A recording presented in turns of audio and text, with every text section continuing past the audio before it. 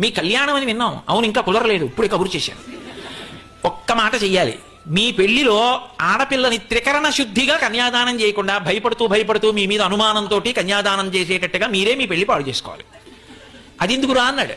త్రికరణ శుద్ధిగా కన్యాదానం చేసేసాడు అనుకోండి, హిమవంతుడు మేనకాదేవితో కలిసి పార్వతీదేవిని మీ వంటి వారికి త్రికరణ శుద్ధితో కన్యాదానం చేస్తే మోక్షం వచ్చేస్తుంది. మోక్షం వచ్చేస్తే హిమవత్ పర్వతం ఉండదు. హిమవత్ పర్వతం లేకపోతే ఇన్ని లక్షల మంది తపస్సు చేసుకునే వాళ్ళకి ఆధారభూతమైన భూమి ఉండదు. అది దివ్య భూమి, అది అంతఃస్థానం అవ్వకూడదు. అందుకే వాళ్ళ మనస్సులో మీ మీద అనుమానం వచ్చేటట్టు, ఇతను తగినవాడేనా అని అనుమానం వచ్చి నమ్మక లోపల మదనపడిపోతూ పైకి ఒప్పుకుంటూ కాసేపు సంతోషిస్తూ కాసేపు బాధపడుతూ కన్యాదానం చేసేటట్టు మీరే మీ పెళ్లి పాడు చేసేసుకోండి అన్నారు. మేం చేయలేం, మీరే చేసేసుకోండి. ఆయన ఉదారుడు, నవ్వాడు. అలా చేయనా మా అత్తగారు మావగారిని? అలా అయితే హిమవత్ పర్వతం ఉంటుందా? మీ కోరిక తీరుతుందా? అది దేవభూమే. అలాగే చేస్తానులేండి, వెళ్ళిరండి. వాళ్ళందరూ సంతోషంగా వెళ్ళిపోయారు. పర్వాలేదు